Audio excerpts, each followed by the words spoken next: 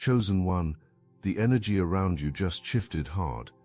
It's that moment when they couldn't care less anymore and are dead set on telling you the truth, no matter who gets calmer, and you can feel it cracking through the atmosphere. Your instincts were never wrong. Your confusion came from being fed half-truths and contradictions. Behind closed doors there were real meetings, real strategies, real sabotage. And now the very person who once joined that conspiracy is ready to expose it all, not out of guilt but out of vengeance. It began with you simply existing in your power. You have something most people spend entire lifetimes searching for and never locate. An authentic presence that doesn't require performance. A magnetic quality that draws attention without demanding it. An energy that makes people feel something the moment you step into a space. Not because you're trying to dominate, not because you're seeking validation, but because you carry a frequency that most humans have buried under layers of conditioning and fear. Some people encounter your energy and feel inspired to step into their own power.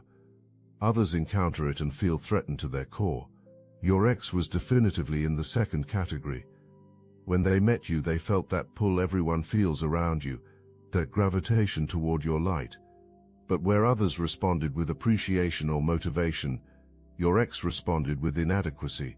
Your confidence didn't inspire them to build their own. It reminded them they hadn't built any. Your clarity didn't motivate them to find their own. It highlighted that they were lost. Your growth didn't encourage them to pursue their own. It exposed that they were stagnant. This created a fundamental problem in your connection. Your ex couldn't celebrate your wins because your wins felt like their losses, couldn't honor your growth because your growth emphasized their lack of it, couldn't support your dreams because your dreams reminded them they'd abandoned their own. And instead of doing the hard internal work to address those feelings, instead of using that discomfort as fuel for their own transformation, your ex did what weak people do when confronted with strength. They looked for ways to diminish what they couldn't match, to destroy what they couldn't create, to tear down what they lacked the courage to build. Your ex didn't operate alone in their jealousy. They found others who felt the same way. And this is crucial for you to understand about how you ended up targeted by a group rather than just one person. Your energy doesn't just affect individuals, it affects the environment. Their masks feel more obvious. Their pretense feels more transparent. Their inauthenticity feels more uncomfortable. And people who've built entire identities on false versions of themselves, they can't stand being in the presence of someone who's genuinely real. So your ex found other people who felt similarly threatened by authentic power. Other people who'd rather plot against someone shining than do the work to shine themselves. Other people who mistake tearing others down for building themselves up. And they form something toxic together. A group bonded not by genuine love or shared values or real friendship, but by shared insecurity, mutual jealousy, common targets. They created a false sense of family, where the main bonding activity was discussing you, planning against you, celebrating your setbacks, creating obstacles to your progress. This group had regular contact, frequent communication, ongoing discussions about you and your life. Your name came up constantly in their exchanges, not because you were doing anything to them, but because your very existence, your very way of being, challenged everything they'd convinced themselves was true about power and success and authenticity. You were living proof that you don't need to manipulate to win, that you don't need to tear others down to rise, that you don't need to pretend to be powerful when you actually are powerful. And that reality was intolerable to people who'd built their entire approach to life on the opposite principles. While you were focused on your own path, minding your own business, building your own dreams, another reality was unfolding in parallel, a reality you weren't privy to. Conversations happening without your knowledge, decisions being made about your life without your input, plans being executed that directly affected your opportunities, your resources, your relationships, and your peace. This wasn't random interference. This wasn't coincidental bad luck. This was coordinated sabotage, with your ex serving as the inside source who made it all possible. Think back to all those moments when things mysteriously went wrong, when opportunities you were certain about suddenly evaporated, when doors you were walking through suddenly slammed shut, when people who seemed interested suddenly went cold, when projects with momentum suddenly lost steam, when resources you were counting on suddenly became unavailable. You couldn't trace the interference back to its source. You couldn't identify the pattern because you didn't know there was an organized effort behind it. But you felt something was off. You sensed invisible resistance. You perceived that something or someone was working against you from the shadows. Your instincts were absolutely correct. There was active interference happening, deliberate blocks being placed in your path, strategic obstacles being erected at crucial moments, and it wasn't just one person acting impulsively, it was a coordinated group executing a plan. Your ex provided them with information about what mattered to you, what you were working on, what you cared about, what you were building toward, and they used that intelligence to target those exact areas. If you were developing a creative project, they found ways to undermine your confidence or spread doubt about your abilities. If you were building professional connections, they planted seeds of suspicion or shared distorted versions of your character. If you were pursuing financial opportunities, they interfered with the channels that could have led to your breakthrough. The methods were sophisticated enough that you couldn't easily prove what was happening, subtle enough that you questioned whether you were imagining patterns, strategic enough that each incident could be explained away as unfortunate coincidence. But when you step back and see the full picture, when you connect all the incidents across time, the pattern becomes undeniable. This was warfare, psychological warfare designed to keep you confused, frustrated, and doubting your own perception of reality. If this message awakened something within you, hype this video for other chosen ones who need to hear this. Your ex shared things with this group that you'd told them in confidence, private details about your life, vulnerable moments you'd opened up about, fears you'd expressed, dreams you'd shared, struggles you were working through. All of it got repeated to people who had no business knowing your story. Your intimacy got violated. Your trust got weaponized. Your vulnerability got turned into entertainment for a group of people who derived satisfaction from knowing things about you that you didn't know they knew. But watch what happens when people build connections on such rotten foundations. When the glue holding people together is shared cruelty rather than shared values. When the basis of bonding is mutual destruction rather than mutual growth. These arrangements always collapse, always, because the same energy people use against external targets eventually gets turned inward. The manipulation becomes internal, the betrayal becomes reciprocal, the destruction becomes self-directed, and there's always someone in these groups who takes it further than anyone else, someone who doesn't just participate in the darkness but orchestrates it. Someone who pulls strings not just on targets outside the group, but on members within it. In this group that formed around their shared feelings about you, there was one person operating at a different level, someone with a more distorted relationship with power, someone who derived satisfaction not from building anything real, but from controlling people, from pulling strings behind curtains, from manipulating outcomes while keeping their hands apparently clean. This person identified your ex's vulnerabilities with precision, knew exactly which insecurities to activate, which fears to amplify, which jealousies to feed, and they used that knowledge to transform your ex into a weapon aimed directly at your life. This puppet master understood human psychology in a twisted way, knew how to make people feel special while using them, knew how to create false intimacy while maintaining emotional distance, knew how to inspire loyalty while planning betrayal. The most dangerous kind of manipulator, because they're skilled at what they do. They studied your ex and identified the exact wounds that could be exploited. The fear of not being enough, the jealousy of your success, the insecurity about their own worth, and they pressed on those wounds consistently, methodically, until your ex was completely convinced that you were somehow the problem, that your light was somehow a threat, that your success was somehow their failure. But the puppet master wasn't just manipulating your ex, they were orchestrating the entire group dynamic, creating a culture where cruelty felt like camaraderie, where tearing you down felt like building themselves up, where celebrating your pain felt like achieving victory.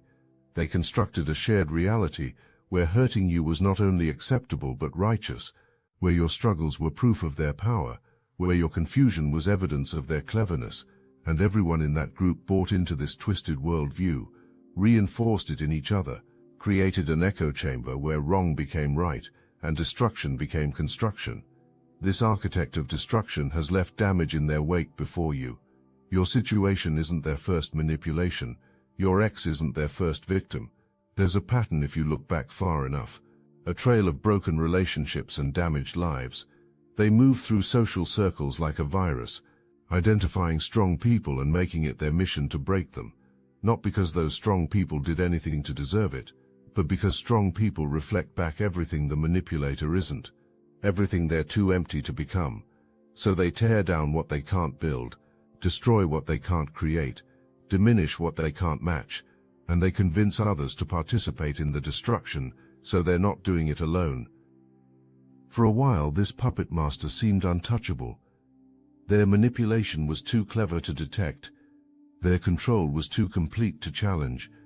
Their position in the group was too secure to threaten. Your ex believed they were part of something solid, that this person had their back, that the group was real family. But that was the illusion that eventually shattered, because manipulators don't have genuine loyalty, they have utility. And when someone stops being useful, when they become more liability than asset, when keeping them around becomes inconvenient, everything changes. The warmth turns arctic, the welcome turns to rejection, the inclusion turns to exile. This is exactly what happened to your ex. There came a moment when the puppet master decided they were done with them. Maybe your ex knew too much. Maybe they were becoming unpredictable. Maybe they simply weren't needed anymore. Whatever the reason, the decision was made to remove them from the equation, and it wasn't done gently. It was done with the same ruthless efficiency that had been used against you. Your ex got set up, got blamed for things that weren't entirely their fault, got pushed out of the group they'd violated their own integrity to belong to, and suddenly found themselves on the outside looking in at people who acted like they'd never mattered at all. There was a specific moment when everything shattered for your ex, when the scales fell from their eyes and they saw clearly for the first time. Maybe they discovered they'd been set up to take blame for group actions. Maybe they overheard conversations revealing how disposable they'd always been. Maybe they found evidence that the puppet master had been mocking them behind their back the entire time. Whatever the trigger, it cracked something fundamental. The illusion broke, the manipulation became visible, and your ex had to confront the ugliest truth about themselves and their choices. They saw that the group was never family. It was a cult with the puppet master as the leader demanding absolute loyalty while giving none. They saw that the friendship was never real. It was transactional, based entirely on what you could provide and how well you obeyed. They saw that the conspiracy against you was never justified. It was cruelty disguised as strategy, jealousy pretending to be justice, weakness masquerading as strength, and they saw their own participation in all of it, their own choices to betray, their own decisions to harm, not necessarily with remorse, but with clarity about being used. This realization ignited something volatile. Your ex started keeping records, started documenting everything, started gathering evidence against the very people they'd helped gather evidence against you. They became meticulous in ways they'd never been before, patient in ways that revealed how deep the anger ran, strategic in ways that showed this wasn't impulsive reaction, but calculated revenge. They understood they'd get one opportunity to expose everything, one chance to bring down the entire operation. So they collected proof like someone building an airtight case, screenshots of conversations, recordings of admissions, financial records showing theft, witness testimonies from others who'd been burned, everything needed to prove the conspiracy was real. But your ex also realized something else during this process. They couldn't execute this revenge alone. They needed you, not just to receive the information but to act on it, because you have something they've lost: credibility, standing, the moral position of being the victim rather than the perpetrator. Your ex knows that if they come forward alone, they look like a disgruntled former member with an axe to grind. But if they come to you with evidence, if you take that evidence public or legal, suddenly it carries different weight. Suddenly it's a victim exposing their abusers rather than an accomplice settling scores. Suddenly it has power. So your ex has been planning their approach, rehearsing the words, anticipating your questions, preparing for your justified anger. They know this won't be comfortable. Know you have every right to refuse contact. Know they burned a bridge. They have no right to expect you to rebuild. But they're counting on something. They're betting that your desire for truth outweighs your distaste for them. That your need for answers overcomes your need for distance. That your curiosity about what really happened will compel you to listen despite every instinct screaming to walk away. And there's something else your ex isn't being entirely honest about yet.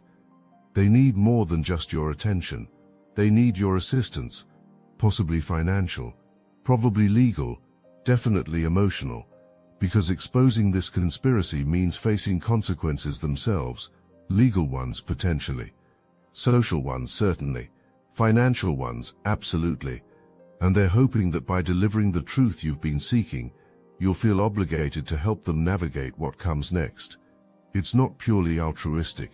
It's not only about justice, it's also about their survival, and they're banking on you caring enough about finally knowing what happened to overlook the transactional nature of their confession.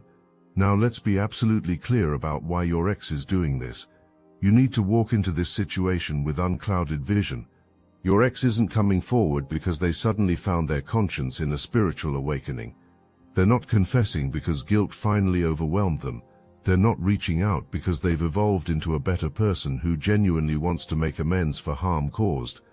They're coming forward because they experienced the same betrayal they helped inflict on you, and they want revenge on those who betrayed them. Everything else is secondary to that primary motivation. Your ex wants to watch the puppet master suffer consequences, wants to see the entire group face repercussions, wants everyone who excluded them to experience loss, and you're the mechanism through which that suffering can be delivered most effectively, by giving you evidence and testimony, by exposing the conspiracy in detail, by bringing everything into light. They trigger a cascade of consequences. You'll probably take action, maybe legal action, possibly social exposure, definitely some form of response, and that response creates accountability for everyone involved, including your ex themselves. But they've made the calculation that seeing their enemies fall is worth falling themselves, that mutual destruction is preferable to their enemies walking away unscathed. There's another layer driving this too. Your ex is struggling. Financially probably, emotionally definitely, spiritually certainly. The puppet master didn't just emotionally discard them.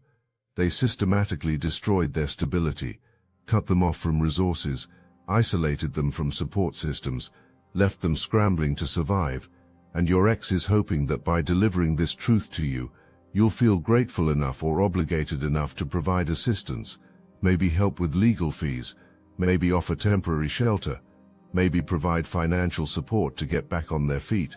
They think giving you truth entitles them to your help. Watch how they'll frame this when contact happens. They'll emphasize justice, truth, doing the right thing, clearing their conscience, making amends, but listen for the ask underneath the confession, because it's coming. After they deliver the information, after you process the initial shock, after the revelations settle, they'll mention how difficult things are for them currently, how they're struggling, how they could really use support, and they'll connect it back to the truth they gave you, making it transactional, making confession into currency, making exposure into payment for rescue. Your ex will try to create a sense of partnership, a feeling of being on the same team now. They'll talk about both of you being victims of the same people, how you should work together, how combined you can take everyone down.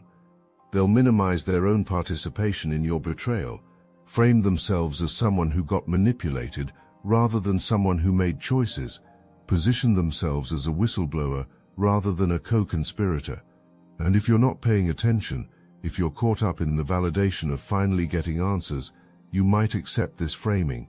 But remember this clearly, your ex held this information while you were suffering, watched you struggle with confusion and said nothing, let you question your sanity while possessing the answers, not because they couldn't tell you, but because telling you would have meant exposing themselves, risking your rejection, losing access to you, so they stayed silent, let you hurt, protected themselves and their accomplices, and only now, when silence no longer serves them, when revelation serves revenge, when confession becomes advantageous, only now are they ready to talk.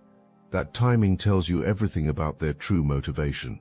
Now let me put you onto something real. Destiny Engine.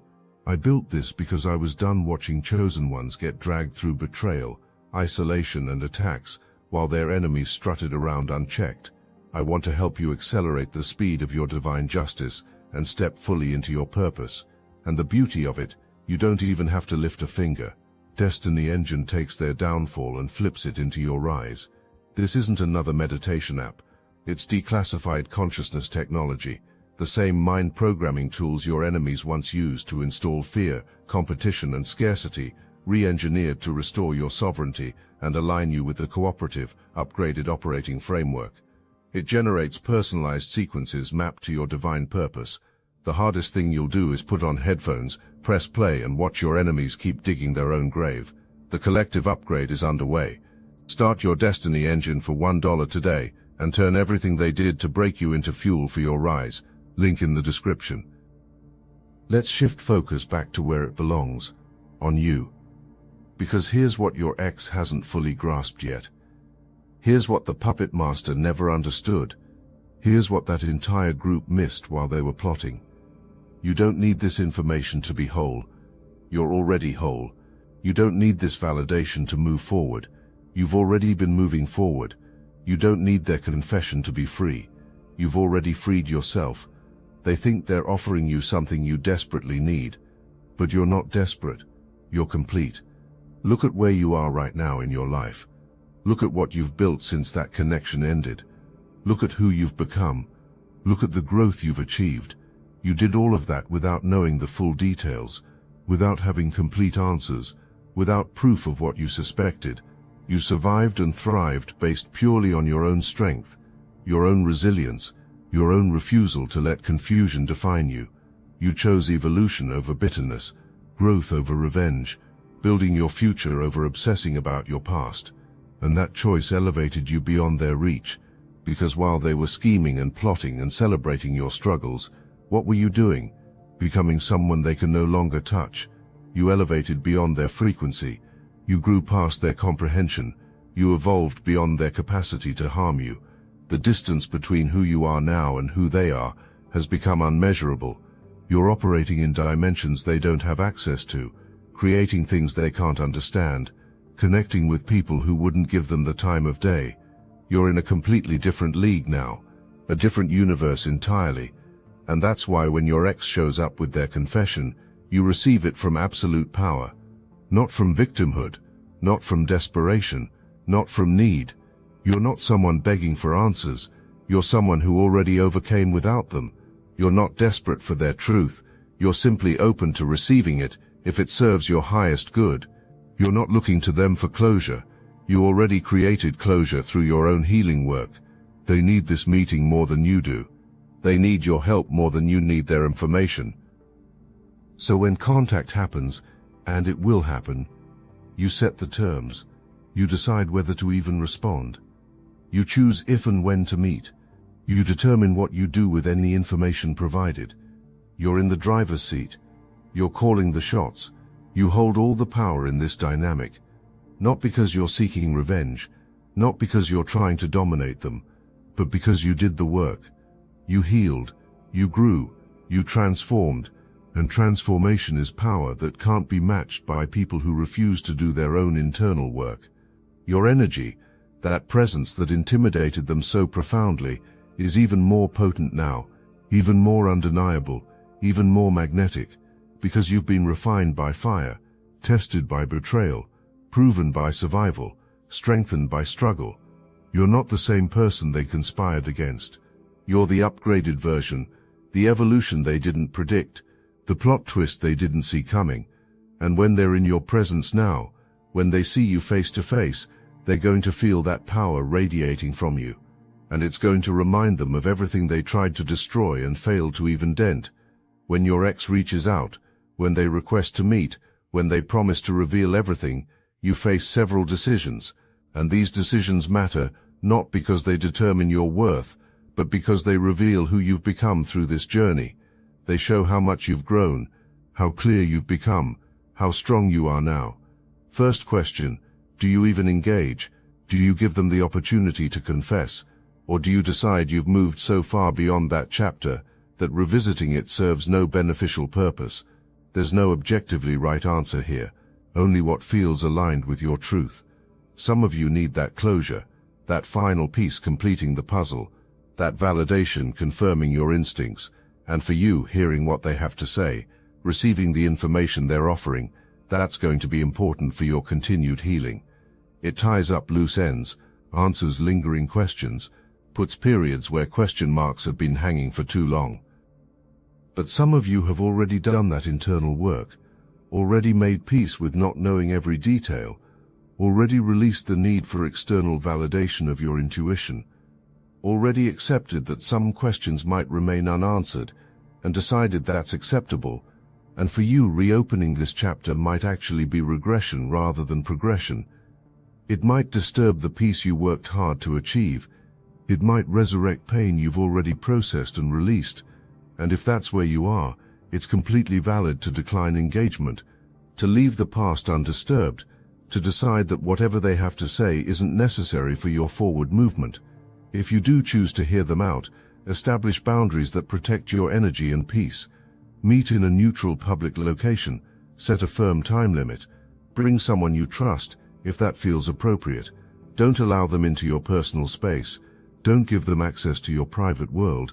Don't let them back into your life under the pretense of confession. You can receive information without rekindling connection. You can hear their truth without accepting them back into your inner circle. You can acknowledge their pain without taking responsibility for healing it. You can be powerful and still have immovable boundaries. When you receive this information, whether through direct conversation or some other means, something fundamental shifts inside you. All those times you second-guessed your perception get validated. All those moments you felt crazy for suspecting patterns get confirmed. All those instincts that whispered warnings get proven accurate. You realize that your intuition was operating at a level higher than you gave it credit for. Your perception was clearer than you believed. Your gut was correct all along.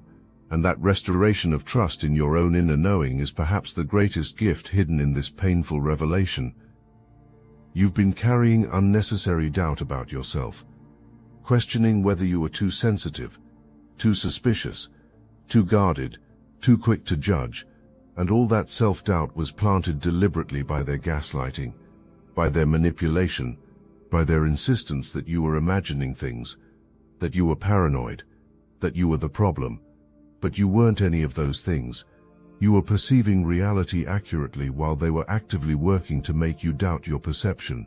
And that game ends now, with proof, with confirmation, with evidence that you were right to trust yourself. You're going to feel anger. That's natural, that's healthy, that's appropriate. Anger about what was done, anger about how long truth was withheld, anger about how your pain was their entertainment. Let yourself feel it fully. Don't suppress it spiritually. Don't bypass it emotionally. Don't rush to forgiveness before you've processed the fury. Anger is part of healing. It's your psyche rejecting what happened, refusing to normalize betrayal, declaring that what occurred was not acceptable. Honor that anger. Let it move through your system. Let it burn away any remaining illusions. But don't make anger your permanent residence. Don't build your identity around it. Don't let it become the lens through which you see everything. Feel it. Express it in healthy ways. Let it fuel you temporarily if needed. And then release it consciously. Because anger only maintains power when you give it permission to stay. And you're too expansive to give it permanent space. Too focused on your future to spend your present trapped in past violations. Too aligned with your destiny to let their dysfunction derail your direction. So feel what you feel, and then let it go. Not for them, for you. What's coming for you is massive. Opportunities that match your growth.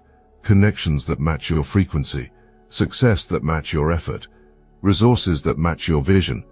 Everything you've been working toward is about to manifest in rapid succession, not because you finally got the truth about what happened, but because you're finally clear enough, healed enough, whole enough, strong enough to receive what's been waiting for you. The universe had to wait for you to be ready, and you're ready now, right now, this moment. Doors that were closed when interference was active are opening. Opportunities that vanished when sabotage was happening are returning multiplied. Relationships that soured when lies were spread are being replaced by authentic connections. Resources that were stolen are coming back to you with compound interest. Because that's how universal law works. What's meant for you will always find you. What people steal from you becomes a debt the universe collects on your behalf. You don't have to chase it, don't have to fight for it, don't have to force it. You just keep being who you are and let natural justice handle the rest. When your breakthrough manifests, and it's manifesting now, everyone who worked against you will see it. Your ex will witness you thriving while they're struggling. The puppet master will watch you succeeding while their control crumbles. The whole group will observe you ascending while they're experiencing natural consequences. And that's not you being vindictive or petty, that's just reality. That's what happens when you choose growth over gossip, when you choose building over betraying, when you choose evolution over revenge. The universe rewards authentic effort and addresses counterfeit schemes every single time, without exception.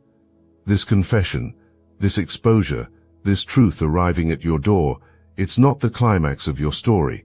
It's the cleanup, the tying up of loose ends, the final confirmation of what you already knew, the period at the end of a sentence you finished writing long ago, because the real narrative here was never about them. It was always about you, about how you survived what was designed to destroy you, about how you thrived despite systematic sabotage, about how you became more through adversity instead of less. Your energy, that presence we discussed at the beginning, that intimidating, undeniable power, it's even stronger now, potent beyond anything they remember. You didn't just survive their conspiracy, you evolved because of it. You didn't just overcome their sabotage, you used it as fuel. You didn't just heal from their betrayal, you transformed through it. You're not who you were when this started. You're better, stronger, wiser, more discerning, more powerful, more authentically yourself than you've ever been. You're living proof that their entire worldview was fundamentally wrong. They believed destroying others would elevate themselves. You proved that building yourself elevates you. They believed stealing from others would enrich themselves. You proved that creating your own enriches you. They believed manipulating others would empower themselves. You proved that integrity empowers you. You're walking evidence that their whole approach to life was bankrupt, and they can't unsee it, can't deny it, can't explain it away. When your ex looks at you now, they see everything they could have been if different choices had been made. When the puppet master hears about your success, they confront the reality that manipulation has diminishing returns. When that whole group watches you thrive, they face the truth that darkness cannot sustain itself while light perpetually renews. You're not just surviving, you're thriving. You're not just getting by, you're excelling. You're not just healing, you're showing others the path to healing. And that trajectory, that transformation, that's the real victory here. Receive this confession if you choose. Take the information if it serves you, use it for closure if you need it, or decline it all if you've transcended needing it. Whatever you decide, know this with absolute certainty. You're not receiving anything from weakness, from desperation, from need. You're receiving from power, from wholeness, from choice. Your ex is coming to you. You're not chasing them. They need you. You don't need them. They're offering information you already suspected. You're offering them nothing they've earned or deserve. And when this all settles, when truth is told and consequences are distributed and dust clears, you're going to keep rising, keep building, keep growing, keep shining, because that's who you are. That's what chosen ones do. You don't just survive fires, you come out refined. You don't just weather storms, you learn to dance in the rain. You don't just overcome betrayals, you transform them into testimonies. You don't just heal from wounds, you turn scars into strength. You don't just recover from setbacks, you use them as setups for comebacks. The truth is coming. Your ex has made their decision. The puppet master's time is running out. That whole group is about to face natural justice. And you're about to step into everything you were created for, everything you survived for, everything you're destined for. Right on time, right on purpose, right on point. The reckoning they feared is here, but it's not what they expected. It's not you seeking revenge. It's you embodying success. It's not you destroying them. It's you building yourself. It's not you consumed by their past betrayal. It's you transcending it completely and stepping into your future. And that chosen one is the ultimate victory, the truest power, the deepest justice. You didn't just survive what they orchestrated. You evolved beyond who they are. You didn't just overcome their conspiracy, you rendered it irrelevant to your trajectory. You didn't just heal from their betrayal, you transformed because of it into someone unstoppable. The circle is complete, the lesson is learned, the transformation is real, and you're just getting started on the next chapter, the best chapter, the chapter where everything you've been through finally makes sense because you see what it was preparing you for. This level, this frequency, this power, this destiny. This is your time.